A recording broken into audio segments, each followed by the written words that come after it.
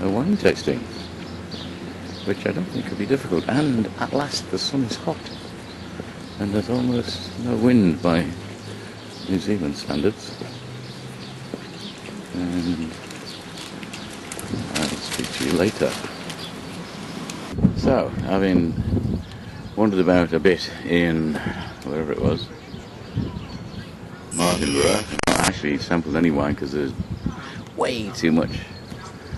I'm going to have to come back again. I decided to come down to somewhere called Lake Ferry. And you think, lake and a ferry. As it turns out, neither of those things is true. This thing here is not a lake. It is an inlet of the sea with a narrow mouth over there in the distance. And there isn't a ferry.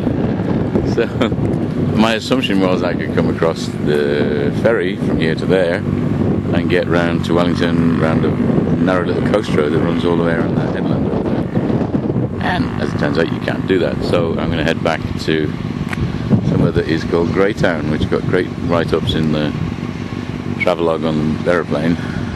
Incidentally, out there, where those breakers are, is your actual rolling Pacific, and we're pointing exactly south as near as a spit. And I don't think the South Island gets in the way. So the next thing you would find after that is Antarctica. There's a thought.